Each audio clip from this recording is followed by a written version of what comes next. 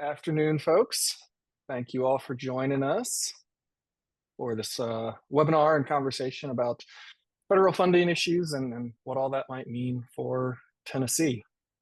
um, really glad y'all are you're here with us. We've got more people coming in, so we'll take a second and let folks join. I wanted to say, for anybody who isn't familiar, I know a lot of folks on this call are probably very familiar with the Sycamore Institute.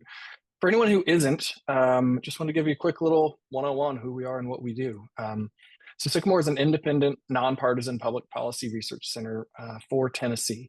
Focus on state and local issues here largely, but then also federal when, the questions about like, what does that mean for those of us here in the state.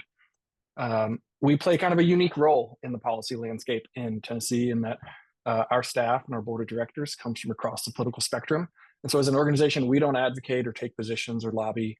We are here to provide insights and analysis and context and explainers in as impartial a way as humanly possible.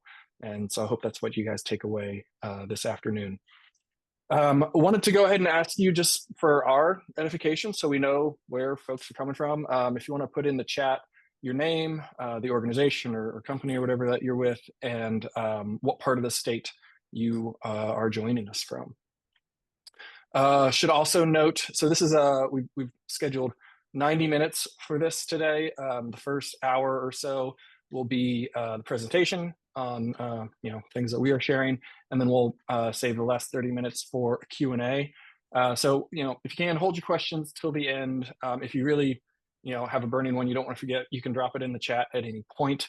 We probably won't address it immediately, so we'll get to that when we get to the Q&A section. We also not record the Q&A section, so don't be concerned about anything you ask there being out on the internet forever. Finally, after the event, you'll be receiving in your email a link to a survey to kind of tell us what you thought of it. We would be greatly appreciative if you could fill that out. And as a reward for you, after filling that out, you will have access to the slides that you're going to see today. With that, I'll hand it off to Sycamore's Executive Vice President, Mandy Spears. Hi, everybody. So I'm going to go ahead and share my screen with everyone. And again, feel free to, if you do have questions, you can drop them in the chat, and I will see if I can see them while kind of going through this. I think something else that would also be really, I think edifying for us and for other people on the call is, as I move through this, if you or your organization that you're representing have experienced any impacts from, the things going on at the federal level, I think if you're comfortable sharing that in the chat, I think that would be really great. And I will say that the chat won't show up on the recording that we'll post later. So feel free to share there without feeling self-conscious that the internet will see it forevermore. So I'm just going to jump right in and with the presentation, and I do have a lot of content to cover here. So the things that I'm going to cover are putting kind of federal funding in context very quickly, going through, spending quite a bit of time on the state budget context and what some of these changes could mean for the state, but also like how ready is the state to respond to these types of things.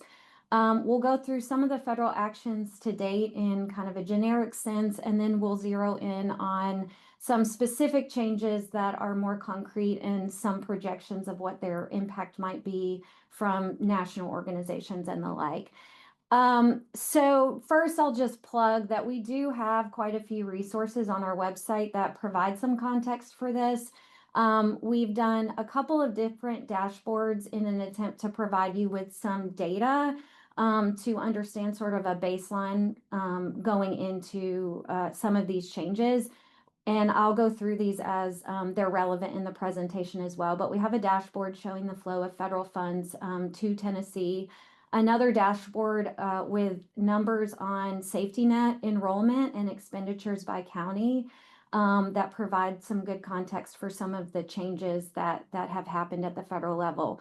We have a couple of newsletters. They're called Double Scoop because we typically do a newsletter called The Scoop, but we did a couple newsletters earlier this year on the things happening at the federal level. And while the newsletters themselves are a little dated now, they include a lot of good links to like trackers that people are maintaining kind of at a national level so that you can keep up with what's going on at the federal level.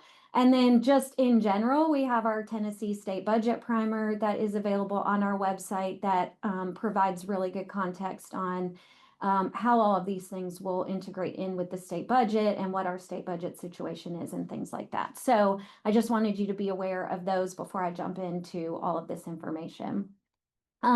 So first, let's put federal funding in context a little bit. So the basics here, how federal dollars flow. So federal funds flow directly to, public entities. This could include state and local governments. There's dollars that go straight to school districts, dollars that go straight to public higher education institutions. But federal dollars can also flow directly to private citizens. So we have things like Social Security payments and veterans benefits, pensions. Nonprofits also sometimes directly receive federal funding, depending on what the program is. And then all kinds of other private entities also get funds directly from the federal government. So private colleges and universities, healthcare providers, small businesses, for-profit businesses, and so on. Many of these entities may also make subawards or use these funds to provide services. So funding that's awarded to the state government may be used to fund a grant to a nonprofit or a benefit or a service to an individual, or a contract with one entity may be used to subcontract with another entity. And the point of that is this means that it is not always obvious when a federal dollar is a federal dollar. So sometimes the disruptions can take a while because maybe they have to flow through multiple entities, or sometimes, a grantee or a subcontractor may not even know that the dollars that they're getting are federal dollars. They may think that they're state dollars, for example, if they flow through the state first. But all of these dollars that are flowing to all these different entities amounted to about $110 billion in federal fiscal year 2024. And to provide insights into where that 110 billion flowed, we did create this dashboard on our website that tracks that direct flow from the federal government to its first recipient, if that recipient is in Tennessee. And if you go to this dashboard, you're able to filter by county. You can filter by federal agency, and it provides details on the amount of funding, how much that translates to on a per capita basis, what that looks like compared to like a county's GDP or total personal income, just to give a little bit of context of how important these dollars might be in a local economy. And as you can see here, that 110 billion in federal fiscal year 2024 was about 21% of the state's GDP. You also will see details that break this funding down by kind of the types of recipients, whether that's individuals, a state, county government, a school district, an institution of higher education, a nonprofit, and so on. You can also see the types of funding, like whether these things are grants, block grants, formula grants, project grants, direct payments for some service, a contract, or kind of an unrestricted direct payment, which really the biggest thing there is Social Security payments to individuals. And then, of course, you see at the bottom again that you see it by federal agency. You can also download any of your results that you pick on that dashboard into a one-page PDF to print or save.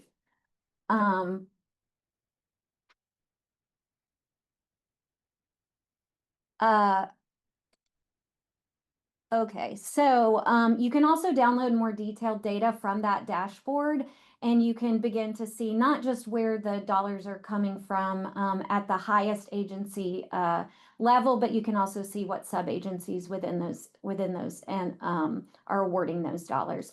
So one of the biggest drawbacks to this, usually I wouldn't present our information and then say, here's what's wrong with it, but here's what's wrong with it. One of the biggest drawbacks to this dashboard is that a lot of the federal funds flow to the state government before they go out to nonprofits, local governments, and other types of recipients.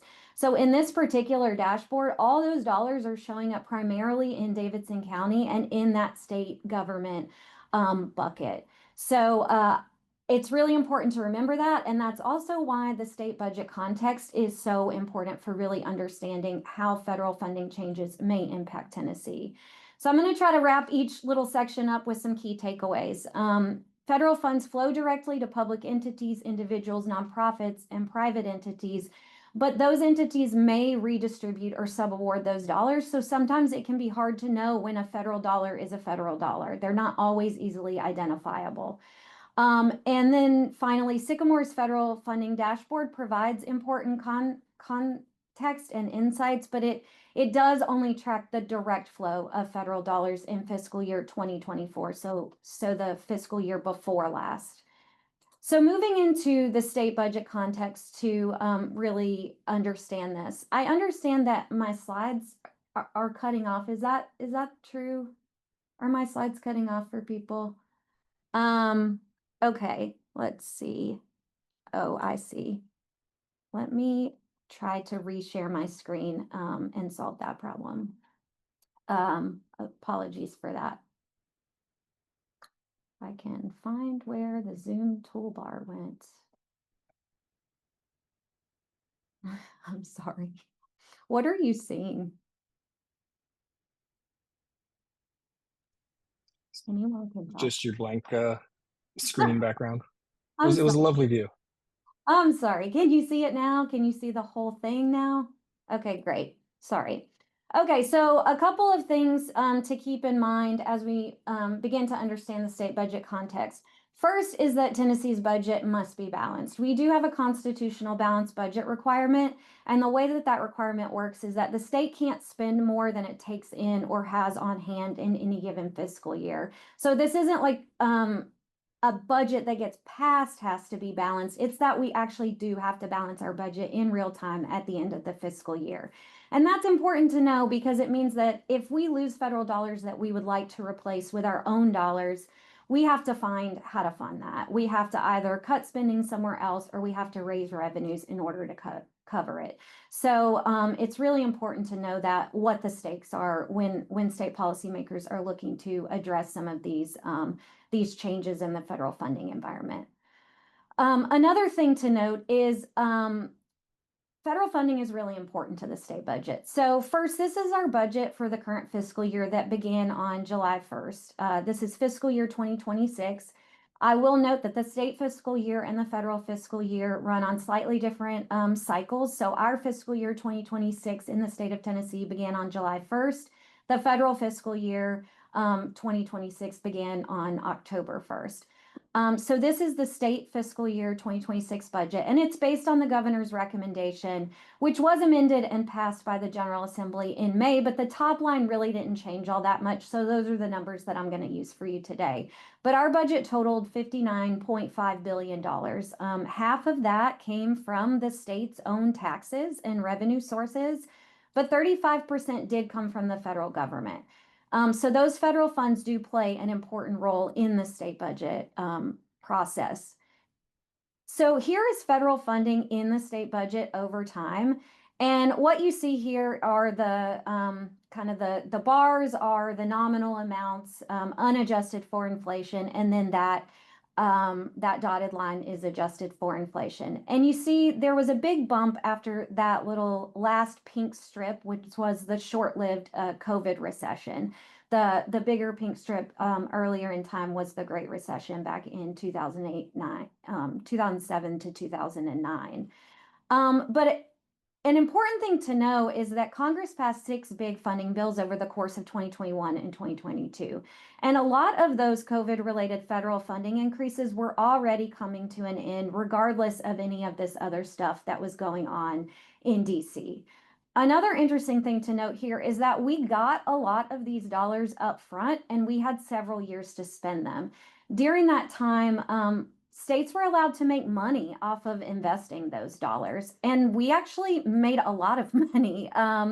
We invested those dollars, the Treasury earned money on the investment of those dollars, and we were allowed to use those dollars as a non-recurring source of funding in our state budget. and hundreds of millions of dollars, in fact, for several years in a row that we used for one-time things like capital projects and road funding. So it's important to note that these COVID-related federal funding increases were already coming to an end anyway, regardless of all this other stuff that's going on in Congress and in the executive branch right now. And we were also getting our own sources of revenue by investing those federal dollars. And those were also already coming to an end, kind of regardless of all this other stuff that's going on in DC right now. So back to this 35%. So typically I would ask, but our audience is so big, like whether you have an impression of this is a relatively high percentage or a low percentage compared to other states. Traditionally, Tennessee has been considered a very federally dependent state, but that's actually shifted a bit in recent years. So what we're looking at here is Tennessee's ranking in terms of federal funds as a percent of the total state budget spending. So prior to 2019, we were pretty consistently in the top 10. And many times we were like number 2 or number 3 most dependent state on federal dollars. But as of 2024, we had actually dropped down to number 19. And of course, this is just looking at the whole budget. There are certain programs and agencies that rely on federal dollars a lot more than others do. So from a raw dollars standpoint, these are the agencies that get the most federal funding. TennCare, the Department of Human Services, the Department of Transportation, the Department of Education, and so on. A couple of things I will point out is that the federal dollars for TennCare alone make up 55% of all the federal dollars in the entire state budget. And then of this 4.3 billion for the Department of Human Services, 3.2 billion of that alone is for SNAP, which is the Supplemental Nutrition Assistance Program. So just a couple of things to keep in mind that, you know, that 35% is made up a lot of just these dollars alone. These are the state agencies that are most dependent on federal dollars from a percentage standpoint. So dependency on those dollars as a portion of their whole budget. So it's a little bit different. So back to this chart again. So let's say that some of that federal slice disappears. You know, what happens? What does the whole pie shrink? Do we try to make it up? How much flexibility or will exists to grow that state piece to make up for those losses? So first of all, this is some language from this year's appropriations bill. And it says that the General Assembly recognizes that reductions in federal grants by the U.S. government will require extraordinary actions to manage the state budget within available resources and without a detrimental effect on the state's own finances. But this last sentence is important. It's legislative intent that the reduced programs not be maintained at their former level by substituting state funds for the reduced federal aid. So basically what this says is that, you know, agencies aren't allowed to just backfill any federal funding losses with state dollars should those federal reductions occur. You know, however, if state policymakers, lawmakers specifically wanted to do that, the question is, what are their options? So the state agencies can't just do it on their own, but if lawmakers did want to do that, how could they raise the money to do that? So let's look at how we raise money today to fund the state budget. So this is how the state funds its share of the budget. So that 50% that was on that previous slide, this is where that money comes from. Our largest source of revenue in Tennessee is the general sales tax. Next in line is our franchise and excise taxes, which are essentially like our corporate taxes in Tennessee. Then we have our gas, fuel, and motor vehicle taxes, most of which go to the state's highway fund.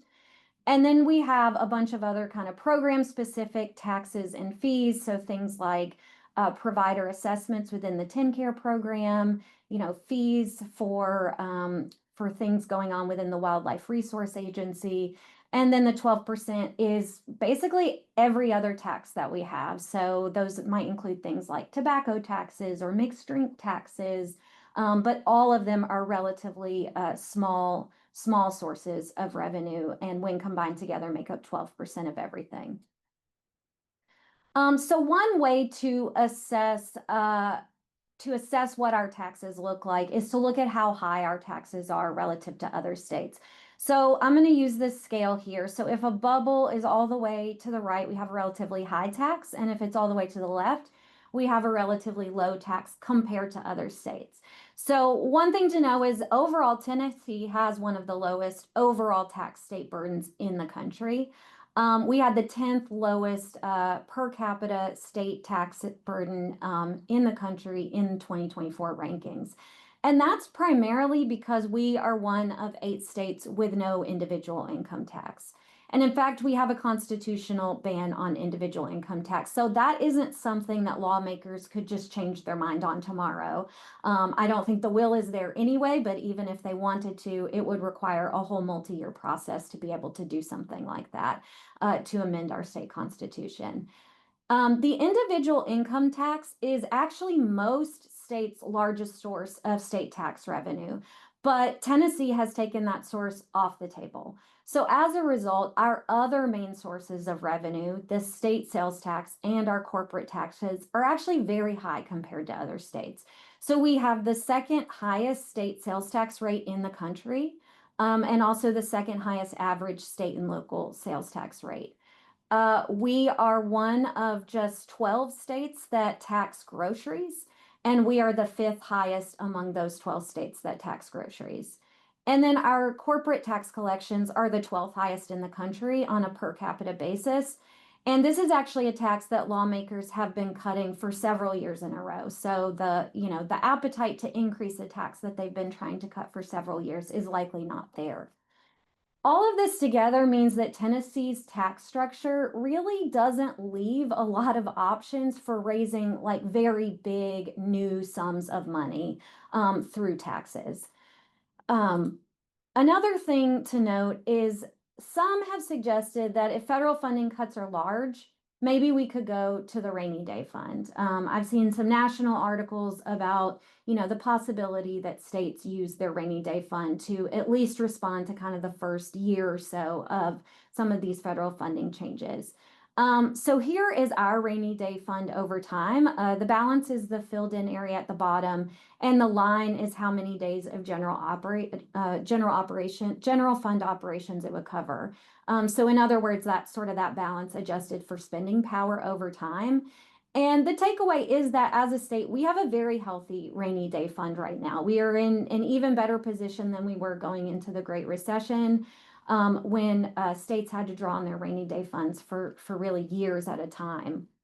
But here is the thing.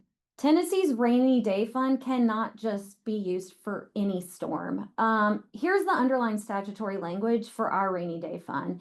It is specifically to offset shortfalls in state tax revenues. So for example, during a recession, when consumer spending goes down and sales tax goes down, that's what this is created for. It is, and that the intent is that spending gets cut first before we even go to the rainy day fund. And traditionally, that is what the state has done. During the Great Recession, policymakers really prioritized cutting spending where they could and actually looking to other program reserves before turning to the rainy day fund, which is really just a fund of last resort.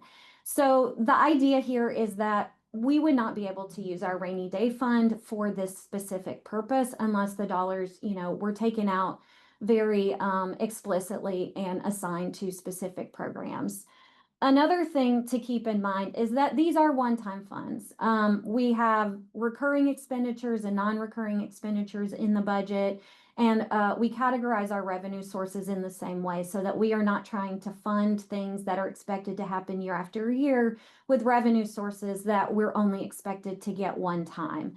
And a lot of the things that are going on at the federal level have big fiscal consequences that are more recurring in nature. So even if we were able to go to the rainy day fund as a state, that would really just be a time limited Band-Aid. Another thing to know for context is that with or without all these federal changes that have already happened and those that are on the horizon, the state already has some other fiscal challenges that it is grappling with. The first of those is our highway fund. Our highway fund already faces a structural deficit. The highway fund has traditionally been funded by gas taxes as sort of like a pseudo user fee, and it was actually a pretty good proxy for how much people used roads. And it was a good, reliable way to fund our road construction and improvements.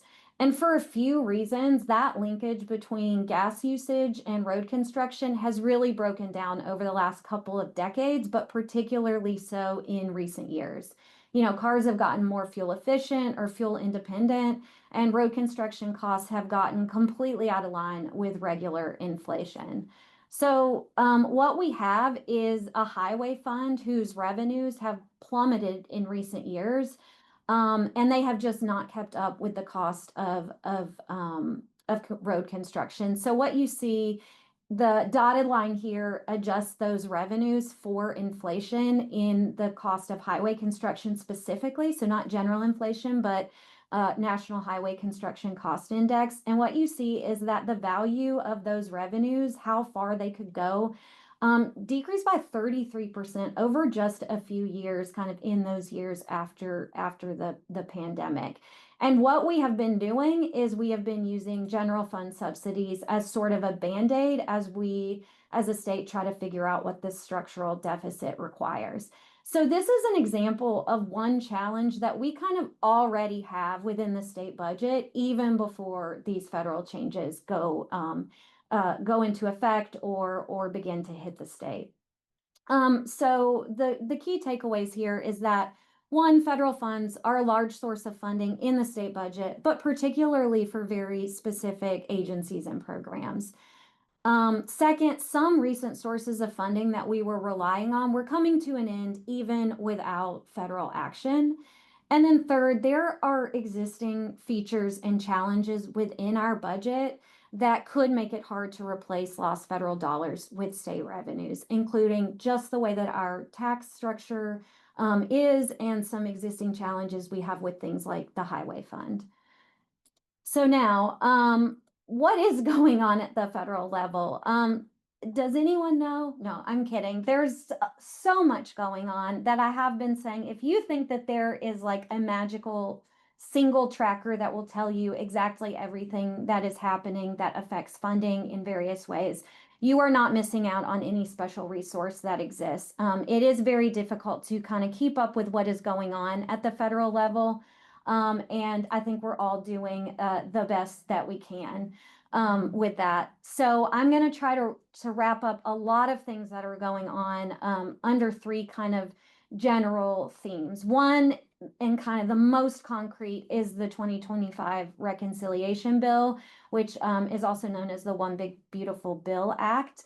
Another is sort of a flurry of administrative actions, and these are probably the things that are hardest to track, kind of what is going on across all the agencies and how it affects Tennessee and grantees and recipients of those federal dollars in Tennessee. And those kind of fit into two buckets, official executive orders and then all the other administrative actions that are going on.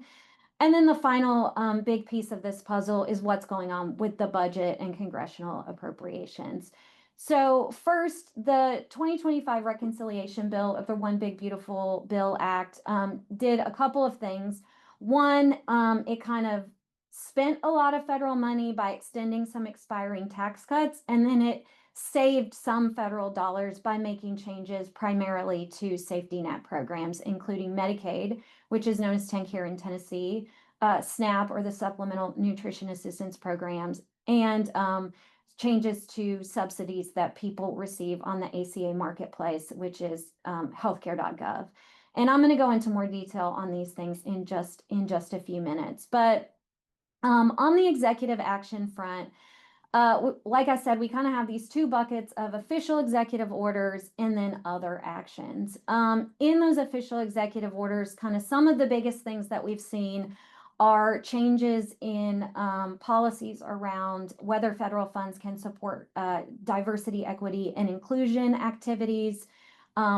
We had an executive order that established DOGE, or the Department of Government Efficiency, and then a lot of actions kind of flowed from the establishment of that office. And then most recently, we've had an executive order on improving the oversight of federal grant making, which changes a lot of the way that federal grants are getting reviewed and potentially some of the terms in those grants. So, under that executive order, there is now a requirement that sort of a political appointee review and approve like all funding announcements, grant applications, and actually successful awards, which has not always necessarily been the case. Another thing in that is here we see a provision in that executive order that calls on officials to revise the terms of the grants so that it makes it essentially easier for the administration to terminate a grant if they find that it isn't consistent with agency priorities or the national interest. And we'll look at an example of that in just a second.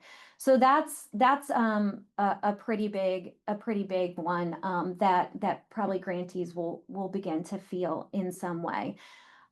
We also have a lot of other actions that are going on. We have seen some canceled grants, so funding that recipients thought that they had until a certain date to spend it, and then those dollars were essentially canceled or rescinded in the midst of that funding period. Some of the biggest examples of that are some cancellation of COVID-related public health grants within the Department of Health and within the Department of Substance Abuse and Mental Health. And those were dollars that, were available to be obligated and spent through the course of last fiscal year. And then they were sort of rescinded and canceled before that period was up. And so those were dollars, that agencies and local grantees had a plan for. We've also seen changes in kind of funding policy. So the biggest of those are like the percentage overhead that a grantee can charge towards a grant. And that has affected, primarily research grants through like the National Science Foundation and the National Institutes of Health. And I know were something that a lot of universities were grappling with, for example. But we've also had things like federal staffing reductions that have impacted funding and just federal policy kind of in harder to track, less direct ways. But some of the things that, I have heard as we've talked to people is that it's slowing down, reimbursements, that the federal government was always one of the most reliable kind of fiscal partners in terms of the pace at which they would reimburse for payments that they owed, and that a lot of that has slowed down. And some of that is because some of the things that DOGE did was came in and did a lot of staffing reductions, particularly in these types of functions of like fiscal management, grants management, contract management functions. I've also heard that, there's just less staff available to answer questions that grantees may have about how they can spend their dollars. Or if there's caution around what's allowed to be reimbursable or things like that staff just aren't there to kind of answer those questions and field those questions to give grantees certainty about the actions that they're taking. So again, we see this information from that executive order on the grant making process. And an example of how, this has presented itself is just recently, the Department has, of Energy announced that it's terminating, 223 clean energy projects across the country. And as you can see in this press release from the Department of Energy, that they did a thorough individualized financial review and determined that the projects didn't advance the nation's energy needs. So they were not consistent any longer with agency priorities. So this is kind of one of the biggest of these that's happened. And so the question is, will more of these types of individualized reviews of specific awards begin to happen across other federal agencies as well? So some key features of these actions is that, they don't hold the force of law. So that means it's kind of hard to track them. But it also means that these things aren't necessarily permanent. So anything done with an executive action can be undone with another executive action. Of course, that doesn't mean that it's necessarily not disruptive or that it's easy to reverse. And here's kind of a visualization for you. For some reason, I felt this was helpful, but the more disruptive a change is, the harder it's going to be for some future administration to undo. So, so I guess the trade-off here is, if it's something that you don't like, it's possible that some future administration could come in and change their mind, or that this administration could change their mind. Having said that, that doesn't mean it's not important and it's not impactful and it may not take time, but it is something to keep in mind. Another thing to keep in mind is that these executive actions are very vulnerable to legal challenges. So I guess the last time I took a screenshot of this was August 25th, 2025, but at that particular time, this tracker showed that there were at least 381 cases challenging executive action, and only 22 of them had been closed, meaning that there had been some final judgment on them. Many of them, some have been blocked or temporarily blocked, meaning that the administrative action itself is supposed to be frozen. And many of them, however, are pending and awaiting a court ruling, as you can see here. So that means it can be kind of hard to pin some of these things down, to know what of these policies is sticking and what isn't. It also means that, executive action can be taken very quickly, but the legal system moves much, much more slowly than that. So sometimes, the effects are felt whether or not a court ultimately determines that the action cannot be taken. Another thing to note is that it means we end up sometimes with executive actions that are not felt evenly across the country. So sometimes actions by the executive branch are blocked only for those who are a party to a particular case. So if a handful of states, for example, sue the administration over an executive action and it's blocked for those states, it's only blocked for those states and not blocked for others. And for some of these statewide lawsuits, Tennessee has not been a party to those. The next kind of bucket that I'll talk about is kind of the budget and congressional appropriations. So I first did this presentation like a couple of months ago, and we weren't talking about a shutdown then, but we were, tracking what was going to happen with the federal fiscal year 2026 budget. As many people know, the president proposed a budget that included very sharp cuts, very large, deep eliminations in a lot of programs that a lot of people care about. But Congress is really kind of the stronger party on the budget at the federal level. And as Congress was considering the president's budget and considering its appropriations bills, it really wasn't acquiescing. Congress really wasn't taking the president up on a lot of those proposals to make very deep cuts or to make eliminations in very large programs. Having said that, the president is testing those boundaries of executive power and longstanding appropriations law as it relates to kind of checks and balances and the balance of power. One good example of this is what is being referred to as a pocket rescission. So as you see here, you have a press release from the White House calling on Congress, eliminating essentially spending in foreign aid programs through the use of this idea of a pocket rescission. And the New York Times headline there is, defying Congress, Trump moves to cut 4.9 billion in federal aid. And what this is, hang on with me here because we're going to get deep into federal appropriations law, is something that is allowed, I guess, using a tool that is allowed in federal law and taking that tool a little bit further than maybe any president has done in the past. So under a law that's called the Impoundment Control Act, Congress has essentially operationalized its own power of the purse that is laid out in the Constitution. So the Constitution says Congress holds the power of the purse. The Impoundment Control Act is a federal law that sort of operationalizes that, says what that looks like in practice. And one of the things that is included in that is that if Congress appropriates money, the executive branch has to spend it. And if the executive branch doesn't spend it, that is essentially the executive branch setting appropriations policy and therefore taking away Congress's power of the purse. And so it prohibits the president from delaying or withholding congressionally appropriated funds. But what it does do is it allows the president to go back to Congress and request a rescission, which is basically, hey, take that money that you appropriated and take it back. And when the president requests a rescission, it only needs to be approved by a simple majority in Congress in both chambers, which is a lower standard than what a regular appropriations bill requires, which has to overcome a filibuster in the Senate, which requires a supermajority vote.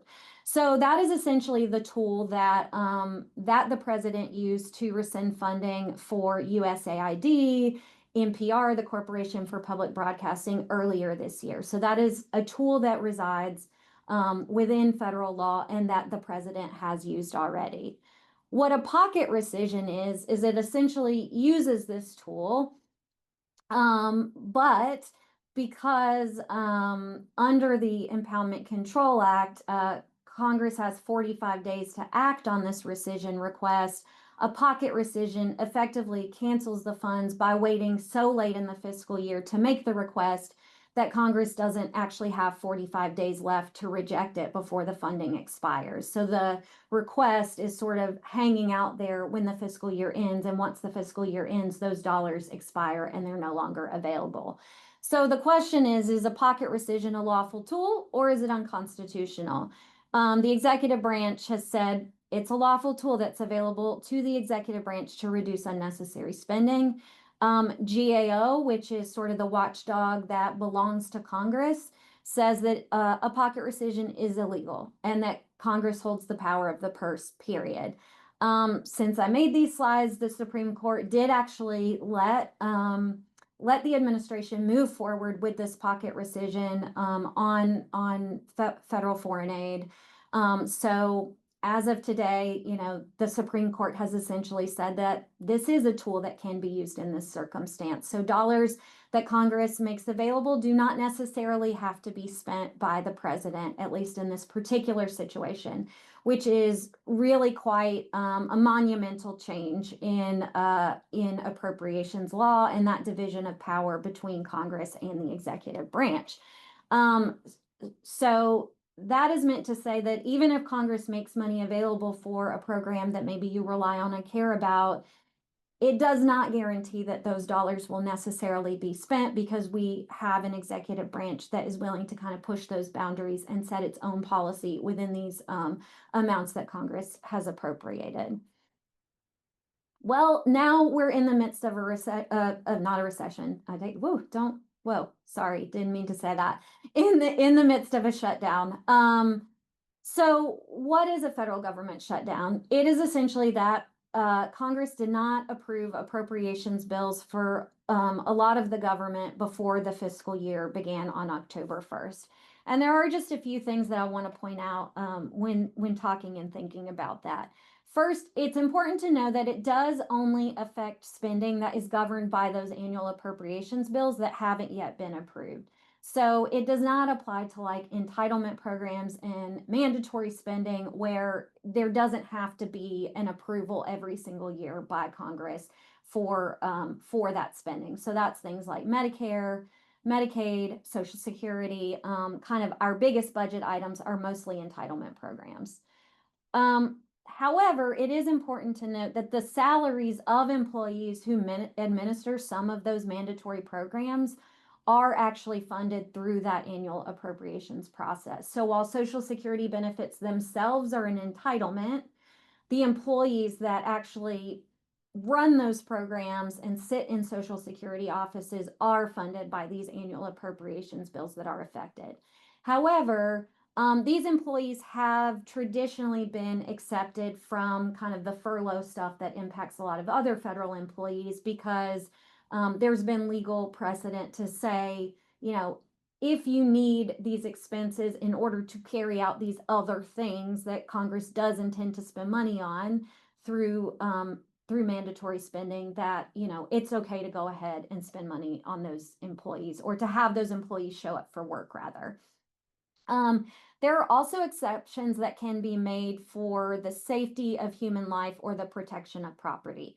So even if it is a program that is dependent upon dollars that get approved in the annual appropriations process, if it is something that the administration and that the agency under the administration has deemed important for this definition, those activities can continue to go on. So a lot of times we don't necessarily always feel shutdowns because the executive branches have gone out of their way to make it as least disruptive as possible, and to make sure that it doesn't affect these really important things, like health and safety and property.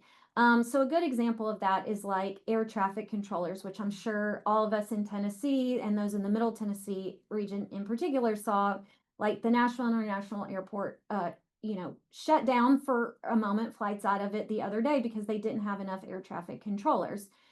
That is not because those people were furloughed, as it turns out, because they're not furloughed. That is an activity that kind of fits within this bucket of safety of human life. However, what we have seen is that there have already been shortages that the federal government has faced in air traffic controllers, and there is no guarantee that even though they're not furloughed, that they're going to continue to get a paycheck after the last pay period kind of ends this week, after they get it this week. And that there have been a lot of people calling in sick, actually, and that the shortages are already so bad that just having a few people call in sick is affecting air traffic in this country. Um, Another thing to know, so that is kind of this category that I have put here of responses to federal employee paycheck delays. So although these employees are not necessarily furloughed because of the types of activities that they're doing, the federal agencies don't necessarily have control over the individual behavior of federal employees who may say, you know what, I'm not working until I get another paycheck, and they may call in sick or take annual leave or whatever, which is what we've seen play out with this air traffic control situation. Um, I'll also point out that many federal grants are awarded throughout the fiscal year, right? So a lot of federal grants, in fact, are awarded at the very end of the fiscal year. So a shutdown in the federal government at the beginning of a fiscal year that is maybe very brief may never be felt by a grantee. So one example is that like Title I and grants to education agencies were awarded in the summer from fiscal year 2025 money for the school year that runs through 2026. So a short shutdown that happens at the beginning of the year may never actually be felt if it's these kind of lump sum awards that get made at different parts of the fiscal year and not necessarily the very beginning of the fiscal year. Some of the potential activities that are most affected within the activities that are affected by these appropriations bills are things that have ongoing payments or reimbursements. So rather than these like big lump sum grants that are obligated all at one time, payments that are going out routinely. And the biggest example of that we're seeing in the news is SNAP, Supplemental Nutrition Assistance Program, and the WIC program, which is something where benefits go out sort of constantly. So if the federal government runs out of money, then they can no longer send those payments to the state agencies that have to make them. The news that we're seeing on that is that the federal government may have enough to make it all the way through October for SNAP. WIC may only make it a couple of weeks, but we've also seen statements from the White House saying that they are looking for other unobligated balances available in other places to kind of cover that program. So the extent to which those recipients are going to be impacted by that in the coming weeks is TBD, and really depends on how long the shutdown goes on for. Other activities that are potentially most impacted are things that are very heavily dependent on federal employees. So kind of another form of spending that is ongoing, right? That would be impacted by even just a short shutdown. So things like national parks, where the parks are still open, but the folks there to run the parks aren't necessarily there. and things like inspection activities that may be going on within like the Department of Environment or EPA or the Department of Agriculture or even FDA. And on this front, the length of the shutdown does matter. So, for example, an inspection activity may be able to be put on hold for a week or so without really um, extremely affecting safety or property. But the longer a shutdown goes on for, an agency may determine that it crosses over that threshold and it needs to resume in order to avoid safety. So, some things that may not be happening today could happen if the shutdown went on for longer and the agencies decided that that is important for public safety. At the same time, there are things that maybe aren't felt today, like these grants that go out in the midst of a fiscal year that could be felt later on if the shutdown went on for longer. So the length of the shutdown really does matter. Some other TBDs on this front are back pay and retroactive payments. So traditionally, when the federal government has shut down, federal employees typically get back pay for that time that the government was shut down and maybe they weren't getting their paychecks. There has been some implication that maybe that would not be the case this time in order to save money, or it might not apply to all federal employees. There's also some concern I've seen in news articles from states that, if they front the money for, say, SNAP and those dollars dry up at the federal level, but then ultimately get funded, that they may not, there's some uncertainty around whether or not the whatever gets passed would be retroactively reimbursed to states. Another issue that has come up is there was some news reporting and statements and orders from the executive branch looking to do reductions in force, which essentially means laying off federal employees, firing federal employees during the shutdown. That this provided an opportunity to maybe get around some of the personnel rules on how federal employees can be let go if they were let go during a shutdown. And that would provide the administration with an opportunity to sort of scale back the size of the federal workforce, and that those folks wouldn't necessarily be brought back if the shutdown ended. However, we haven't actually seen any of that happen according to the news reports that I've read. So far, that isn't really something that has been acted on. The biggest thing around all of these is just uncertainty. Even if a specific impact has not been felt by a state, by a grantee, by a recipient of federal dollars, the one certain thing is that there is uncertainty because so much stuff is happening within the executive branch. It is hard to predict exactly how the executive branch will use or, test the boundaries of its power, and that creates a lot of uncertainty for anyone that relies on the federal government. So I think as much as anything else, the uncertainty is kind of what is ruling the day in terms of, how can states budget if they're not quite sure what will happen to important programs that flow through their state budgets? How can grantees and nonprofits plan if they're not quite sure if the dollars that they've relied on for years won't be there tomorrow, or they can't no longer bet on the federal government reimbursing quickly, when we know a lot of nonprofits, for example, will have cash flow issues and things like that. So that is really, not to be underestimated, the impact of uncertainty on the ability for governments and organizations and individuals to plan. So kind of the key takeaways here is that the One Big Beautiful Bill Act really includes the most concrete and permanent changes that we've seen to date, and probably the easiest to track. But there have been a flurry of other administrative activities, and those can be reversed by future administrations. And they're also a lot more vulnerable to legal challenge, which also puts them more in limbo and creates more uncertainty for anyone that depends on federal dollars. So far, Congress had not taken up a lot of the deep cuts that had been proposed in President Trump's federal fiscal year 2026 budget, but that doesn't mean that the administration won't try to test those boundaries of appropriations law and kind of set its own spending priorities within those amounts that Congress may ultimately approve. We are in the midst of a shutdown, and while effects may not be felt yet everywhere, shutdowns do become more disruptive kind of the longer that they go on for. And then, of course, all of these things introduce lots of uncertainty for those that are reliant on federal dollars.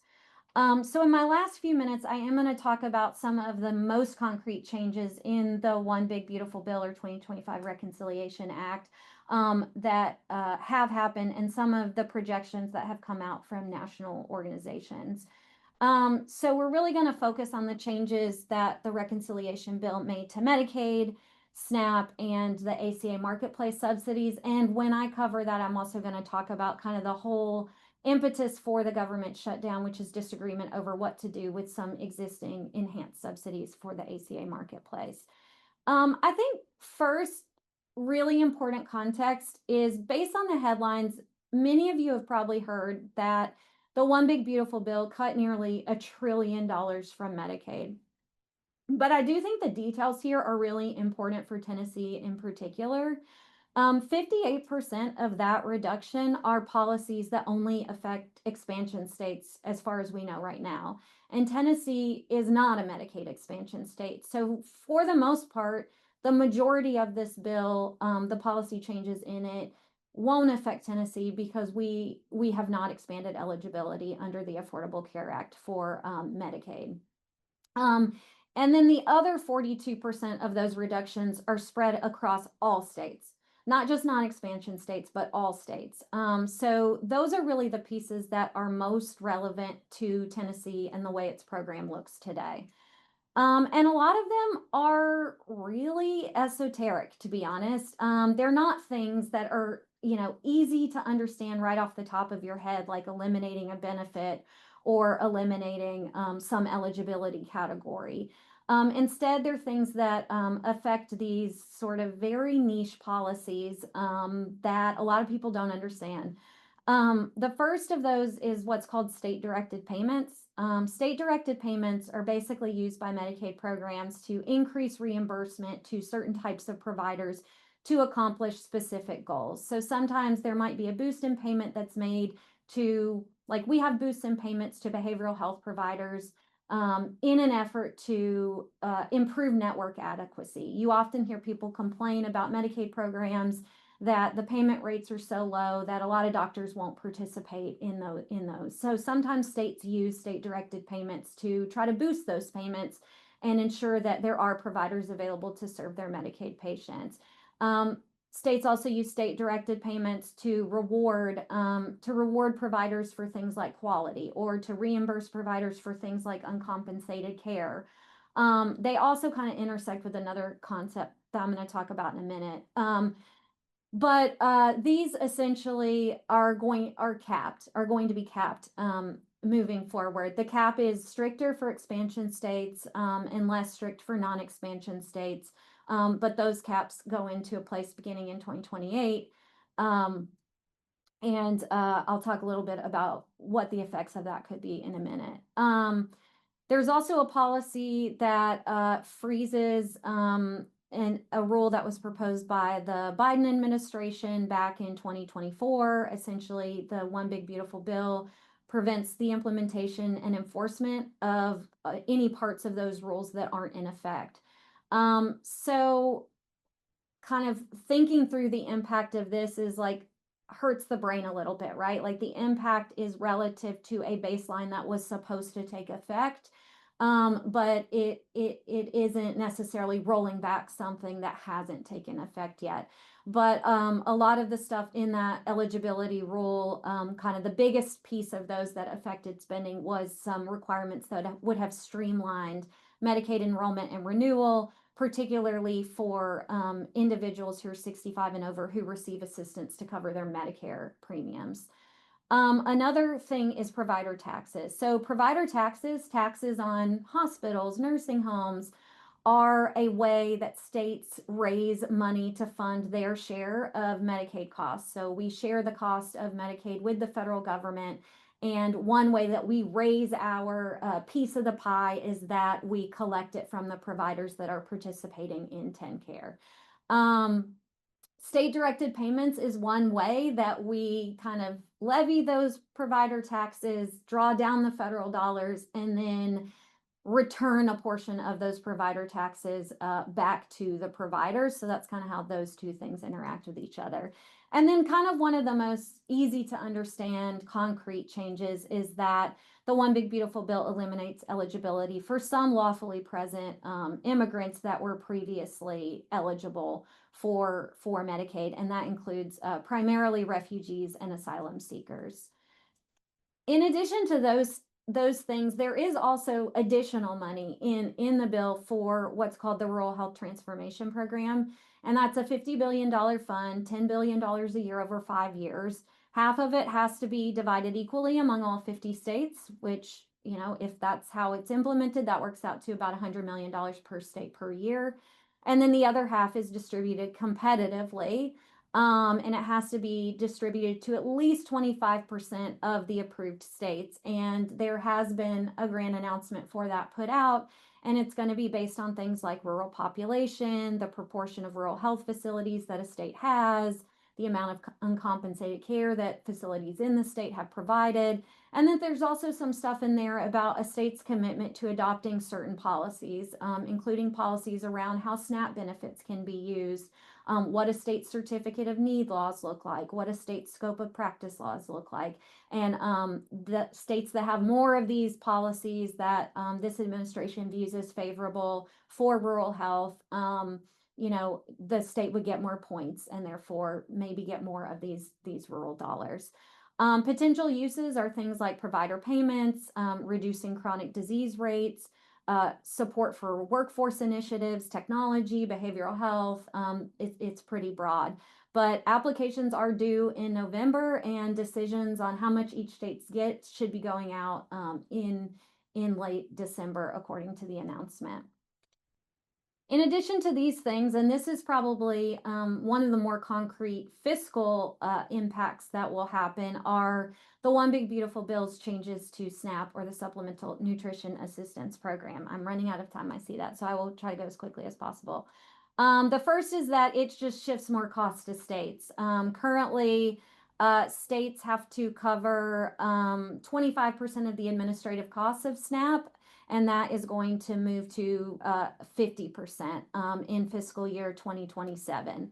Another thing that it does is that beginning in fiscal year 2028, states that have payment error rates above 6% may have to also share in the actual program costs, as much as 15% of the program costs. And, you know, I pulled the data on what Tennessee's SNAP payment error rates have looked like. Each of those lines shows like the threshold for those cost sharing. So if it's 6% or higher, a state has to cover 5% of program costs. If it's 8% or higher, the state has to cover 10%. And if it's 10% or higher, the state has to cover 15%. And you see that our payment error rates in recent years, largely in the wake of COVID, have been very high, have well exceeded that 6% threshold. And so we would be on the hook for those costs, that increased cost sharing of even the program costs, unless we could get our payment error rates back down to the lower levels that they were back in 2018, for example. Other changes in the bill is it expands recipient work requirements. Today, recipients who are able-bodied adults between the ages of 18 and 54 without dependent children under 18 are subject to work requirements. That changes those thresholds. Now it's any able-bodied adult between 18 and 64 and without children under 14. So now, you know, you could have parents of children that are a little bit older still subject to these work requirements. And then the other thing it does is it requires updates to the Thrifty Food Plan to be cost neutral. So the Thrifty Food Plan is like kind of the basket of nutritious food, low cost nutritious food that drives how much the SNAP benefits are. And as long as those the benefits will continue to be adjusted for inflation each year, but if the thrifty food plan gets updated in a way that it would exceed increases in inflation, because say for example dietary guidelines changed, or maybe the food environment changed, it costs more to produce certain types of foods, or the price of those foods in the thrifty food plan increased at a different rate than inflation, or consumption patterns change, it could not reflect those kinds of increases. And so that could lead to gaps between kind of the SNAP benefit and the cost of food, so long as the cost of food was somehow out of line with increases in inflation. There were also changes to the Affordable Care Act's Marketplace, or healthcare.gov, which is where a lot of folks get insurance, individual market insurance. And what it does there is it requires some new premium subsidy verification procedures. It placed limits on the subsidies that people could get if they were enrolling during a special enrollment period. Today there was a cap on so like now the way it works is you can get advanced premium tax credits, meaning you can guesstimate how much you're going to make for the year, go ahead and qualify for subsidies based on what that income is likely to be, and that way it will reduce your premium costs up front rather than like getting the subsidy at the end of the year after you've already paid everything. Today there is a cap on how much you would have to pay back. So if you got it really wrong up front and you ultimately were not entitled to that many subsidies, you would have to pay some of it back, but it was capped. The One Big Beautiful Bill Act eliminates that cap, and so you would have to repay any difference in what you actually qualified for and what you thought you were going to qualify for. And then once again, it also eliminates eligibility for certain lawfully present immigrants, including refugees and asylum seekers. In addition to that, and what is kind of driving the whole shutdown, is that there has not been any action on expiring enhanced premium subsidies. So those are scheduled to return to pre-pandemic levels at the end of this calendar year. So the 2021 American Rescue Plan essentially enacted these enhanced premium tax credits for coverage that's bought on the marketplace for 2021 and 2022. Those were extended again in 2022 by the Inflation Reduction Act through the end of this year. And what those did is they essentially, the way that the original Affordable Care Act worked is people's subsidies are capped at some percentage of their income based on how low their income is. And you have a table there that sees what those were under the Affordable Care Act.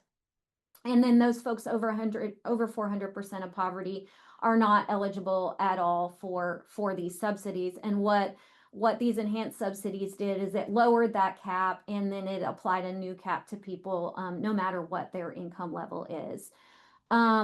So we do have some, if those are set to expire and return to kind of pre-pandemic levels, I've included some projections here of kind of what the impact could be on different levels of income and premiums from the Kaiser or from KFF here, and we'll send these slides out after so you can see that. But overall, this is a national estimate across all income levels and all plan types, but KFF has projected that premiums could more than double if those tax credits do expire.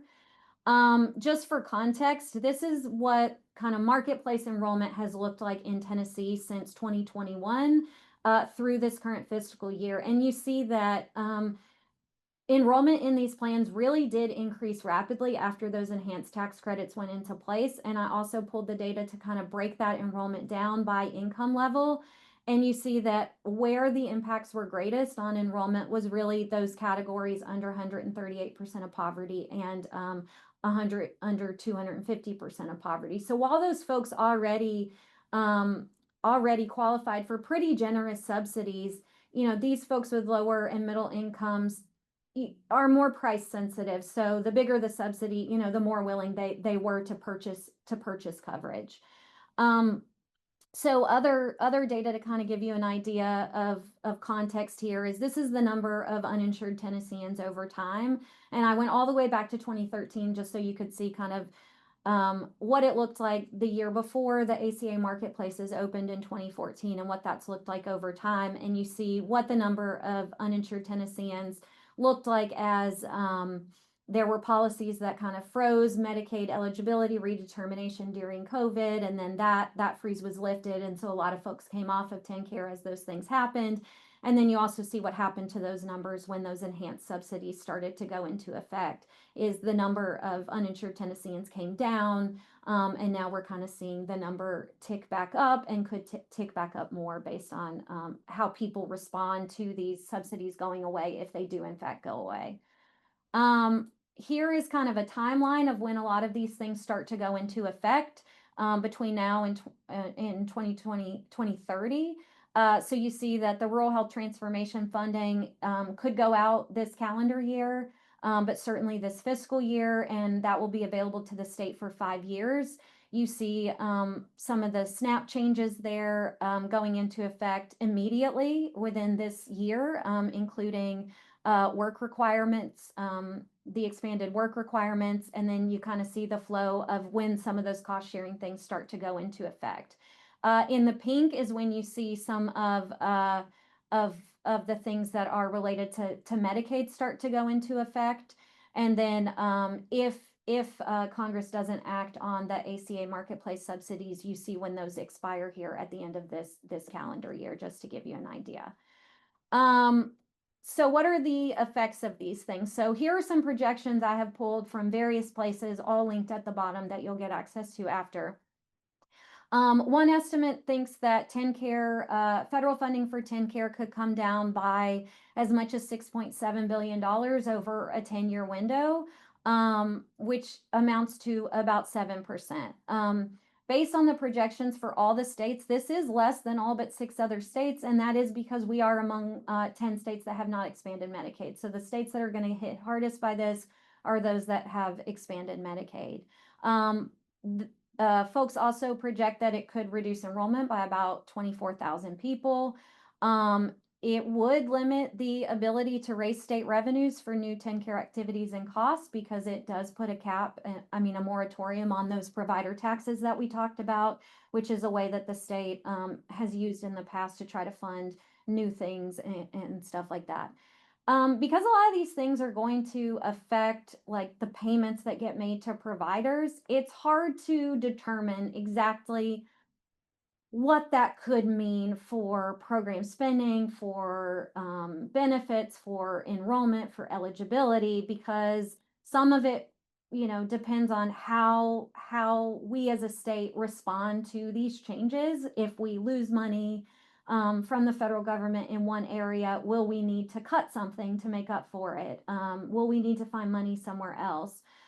It also depends on how providers respond to these changes. Might they not participate in Medicaid anymore? Might they take other actions that could ultimately impact like how beneficiaries interface with the program? It certainly changes the considerations for Medicaid expansion. It makes Medicaid expansion much more difficult to do, to fund. And probably in a lot of ways, it makes it a much less attractive option for those states that have not yet expanded Medicaid. On the plus side, as we probably will get about at least $100 million a year for 5 years for rural health transformation through that new program. In SNAP, the changes are much clearer. Beginning in federal fiscal year 2027, we'll probably have to cover about $192 million a year in administrative costs that we don't have to cover today. We could have to cover as much as $172 million a year in program costs for those payment error rates that are kind of high right now. There are projections that as many as 374,000 recipients could lose some or all benefits, either based on not meeting work requirements or on that sort of devaluation of the benefit over time because of that thrifty food plan thing, which is the diminished spending power over time. There are also questions about the implications of this for free lunch in schools and our school funding formula. We kind of have things that flow from SNAP eligibility. including eligibility for free lunch. And that's also what our school funding formula relies on for determining whether a school district gets extra money for economically disadvantaged students. So that's something we're going to have to think about as a state. Then on the ACA Marketplace front, you see the projections here of, well, you will in a second, except I clicked a link. You see projections here of how it might impact the number of uninsured individuals that are currently in the ACA Marketplace. I'll also note that if folks do lose these subsidies and they choose not to enroll, there are implications for what that means for the risk pool within those plans. So you might imagine that the people that no longer find it worth it to buy these plans are the folks that are maybe the healthiest and don't think that they need coverage, or it's not worth it to them to buy the coverage unsubsidized. So what is happening is insurance companies are setting their premiums based on assumptions about the types of people that will enroll. And if they are assuming that less healthy people enroll because of the expiration of these subsidies, then they are also having to build those cost increases into the premiums. So it also has implications for what the underlying premiums are, not just what the post-subsidy premiums are as well. And then across all programs, there is a loss of eligibility for lawfully present refugees and asylum seekers. And just to put some of this information in context, kind of, how much is $192 million a year in recurring? Is that a lot of money for the state to have to find? I've just given you a little bit of context here of kind of what the state's recent budget increases have looked like, kind of the biggest ones. So every year we have to fund cost increases in TennCare. Every year we have to fund cost increases in K through 12. And every year we have to fund increases for state personnel costs. And you see that, these increasing costs are pretty big relative to kind of these normal things that we have to cover in the budget that take up the majority of the new tax revenues we are expected to get each year. The kind of key takeaways here is that the majority of Medicaid reductions apply only to expansion states. But the changes to Medicaid, SNAP, and marketplace requirements could, to varying degrees, shift costs to the state or individuals, reduce enrollment, and/or affect access to each program's services and benefits.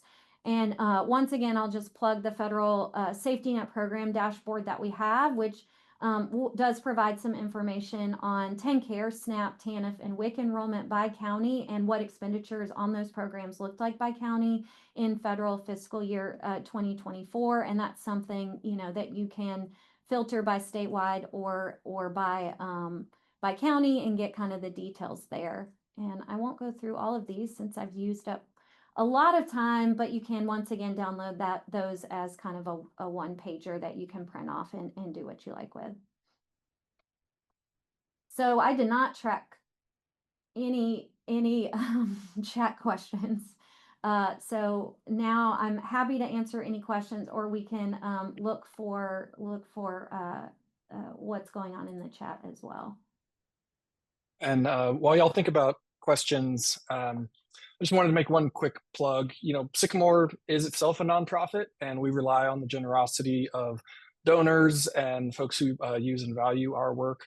So please, if you found this helpful, we would love it if you would go to sycamoretn.org/donate, make a donation, and help support the work that we do every day and that you hopefully find valuable because you spent the last hour with us. So thank you all so much.